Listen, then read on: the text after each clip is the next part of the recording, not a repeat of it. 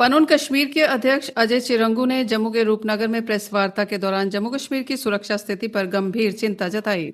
उन्होंने कहा कि बढ़ती आतंकी गतिविधियां और हालिया हमले क्षेत्र में हिंदुओं के लिए निरंतर खतरे का संकेत है।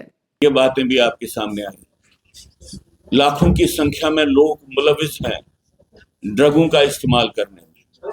पार्लियामेंट्री पैनल ने कहा लगभग 13.5 लाख के करीब ड्रग अब्यूजर्स हैं, जिसमें से 5 लाख के करीब तो ओपियाइड जो ओपियम टाइप ड्रग्स को यूज कर रहे हैं। ऐसे माहौल में हम देख रहे हैं कि जो प्रमुखता से पॉलिटिकल एक्टिविटी हो रही है राजनीतिक दलों की तरफ से, वो या तो ये रिएश्योर करने में है कि जम्मू कश्मीर यूनियन टेरिटरी को कब स्टेट बनाया जाए, और या ये डिमांड करने में है कि जम्मू कश्मीर यूनियन टेरिटरी को जल्द से जल्द एक स्टेट में परिवर्तित किया जाए। हम पनून कश्मीर की तरफ से भारत सरकार को ये कहना चाहते हैं कि जो यहाँ पे आर्टिकल 370 का न्यूट्रलाइजेशन हुआ और बाद में पुनर्गठन हुआ, ये एक आधा अधूरा एक स्टेप था। समय आ गया है कि यहाँ पे कोई भी पॉलिटिकल चेंज की प्रोसेस को जम्मू कश्मीर में, जो कश्मीर घाटी में जो रिलीजियस क्लींजिंग है, उसके साथ जोड़ा जाए।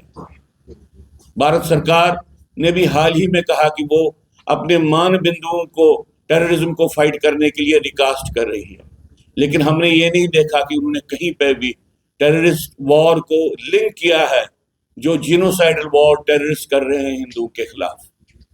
उन्होंने अभी भी ये जो ये टेररिस्ट एक्टिविटी है, इसका जीनोसाइडल ऑब्जेक्टिव है हिंदुओं के खिलाफ, इसको माना नहीं है। और उसके अलावा जो यहाँ पे इंक्रीज्ड मिलिटराइजेशन है टेररिज्म की, इसको भी औपचारिक स्तर पे इसको मान्यता नहीं दी है। तो हम आज आपके माध्यम से भारत सरकार से कहना चाहते हैं कि कोई भी परिवर्तन अगर भारत सरकार देख रही है, उसका बेसिक लिंक होना चाहिए रिवर्सल ऑफ हिंदू जेनोसाइड के, और reversal of Hindu genocide Kashmir घाटी के विभाजन के बगैर नहीं होगा। वहां पे एक यूनियन टेरिटरी का निर्माण करना पड़ेगा और जम्मू को एक अलग राजनीतिक एंटिटी के रूप में, एक स्टेट के रूप में प्रतिपादित करना पड़ेगा।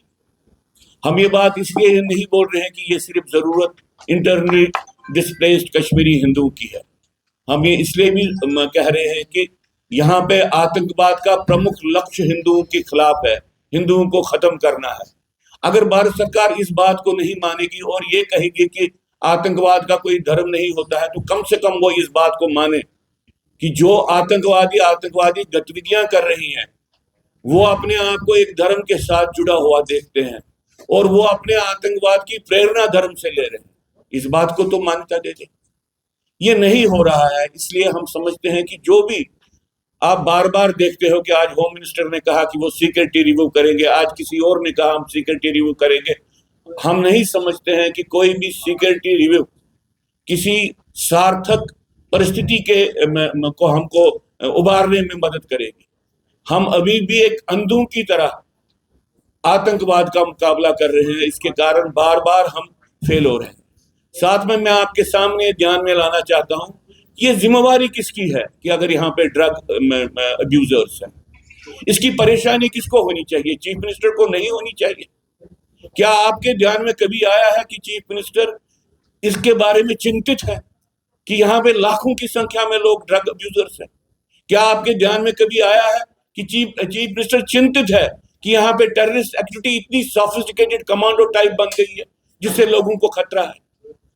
हम देखते हैं कि राजनीतिक दल जो सही विषय हैं उन विषयों की तरफ ध्यान नहीं दे रहे हैं और ऐसे विषयों को ला रहे हैं जिससे अंतोगत्वा अलगाववाद का overground structure, support structure strengthen हो रहा है।